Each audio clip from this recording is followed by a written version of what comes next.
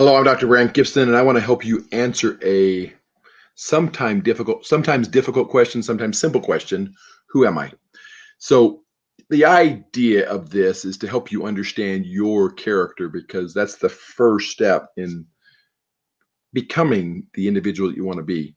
So what I want to do is go at this three different ways. We're going to actually do three different exercises quick to help you understand and answer this question. First one, I want you to close your eyes. I want you to picture yourself in a beautiful church or a beautiful chapel, and there are beautiful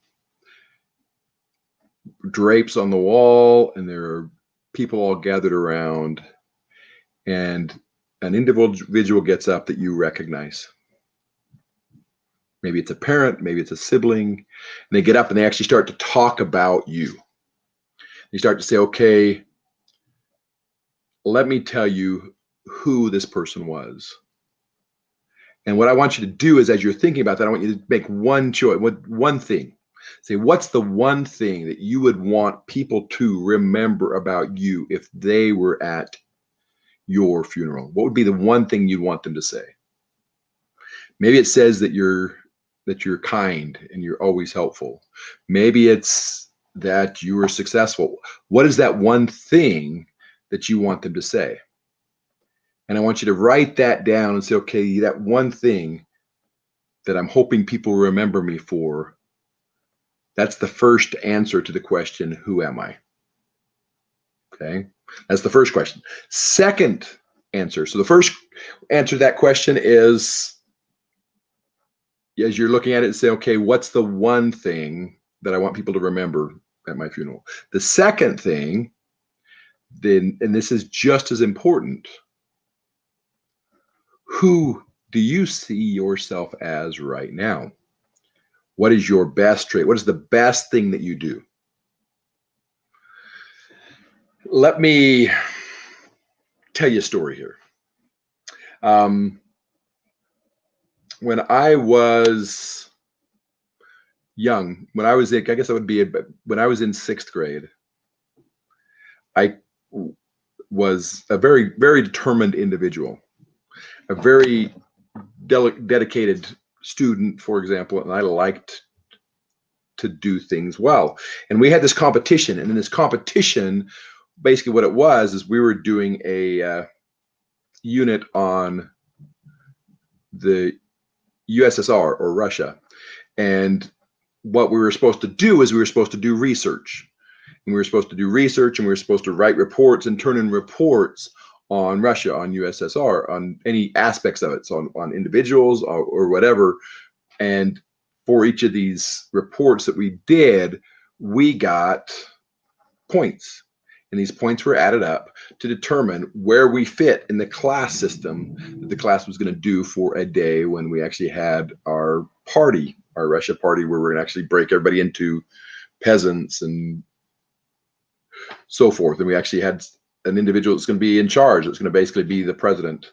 I think it was prime minister at the time, or something. You're actually in charge, and then you had individuals below you, and then you had individuals below that.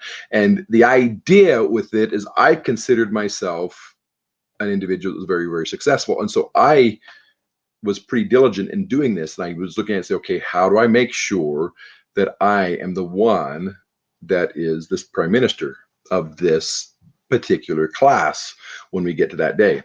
And so what I did is every single day I would sit down and say, okay, I need to write one report a day or two reports a day. And I was taking reports in on a regular basis, 2, 3, 4 a day, to make sure, and I did basically hundreds of pages of reports to fit in that model, that idea of what I had for myself, that I was a successful person and I wanted to be successful in this class. My question for you is, what's the one thing that you see in yourself? What is the one name that you give yourself? And I want it to be whatever name is the one that you commonly think about when you're thinking about yourself. So number one was, what would you want people to remember if they were at your funeral? Number 2 is how do you see yourself?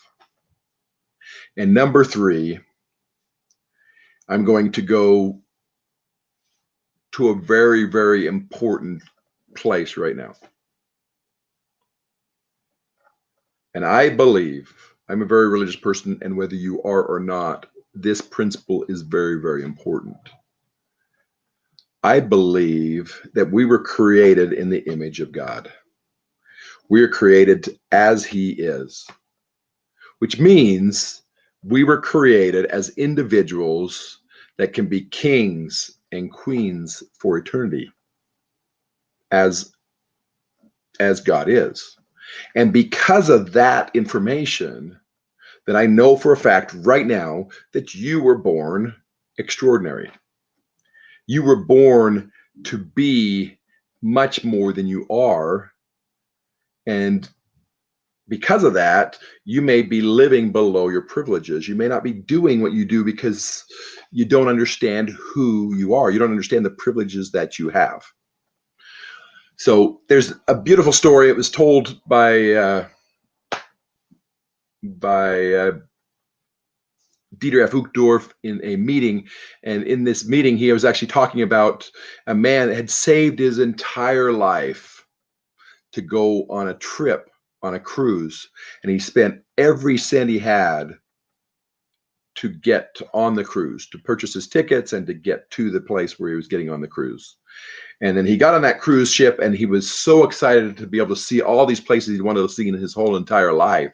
He got on the cruise ship, and because he knew he didn't have any extra money, he packed one of his bags full of food.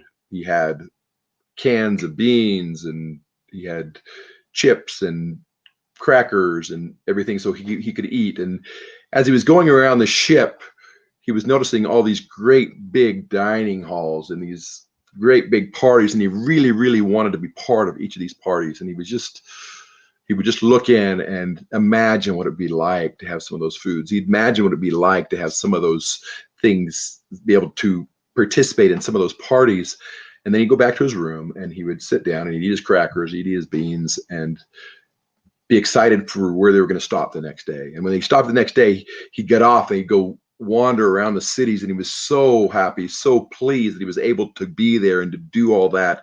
And he was so excited because of everything he was seeing. And he'd get back on the ship and he was just going, okay, this is the greatest trip of my life. I'm so glad that I got to do this. And then he'd go back to being on the ship, and he would skip the parties, and he wouldn't go to the dining halls, and he wouldn't participate in a lot of the activities because he didn't have any money. He'd just go back to his room and he'd imagine what the next day was going to be like at the next place they stopped. And each stop, he was so happy and so pleased at what he was doing and what he was learning. And the idea is he really felt like this was a great trip. And on the last day, the very last day that he was there, one of the crew members came up to him and asked him which party he was going to go to that night. And he looked at me and says, well, I'm not going to any parties because I don't have any extra money. And the crew member looked at him and he says, do you not realize that all the food and all the parties and all the activities are included in your ticket? And you could be participating in all these meals, you'd be participating in all these parties. And so what he realized for that whole week, that whole trip that he was on that ship, he was missing out on some activities that he'd already paid for. By buying the tickets, he'd already purchased his food and was able to participate. He'd already purchased the activities and the parties, and he could have been participating in all of these. And although he had an amazing trip seeing these places he'd always wanted to see, he could have had a much better, a much more fun trip if he had just known what his privileges truly were. And what I want to do is invite you to understand who you really are. You are extraordinary, and you should not be living below your privilege. Are you living the life, the extraordinary life that God has designed for you? Are you living the extraordinary life that you deserve to live? And I invite you to take that opportunity to take a step back and say, I'm going to live an extraordinary life. And I'm going to make the choices necessary to become that individual. This is Dr. Brandt Gibson, and I'm so excited to be here, and I appreciate you being here with me.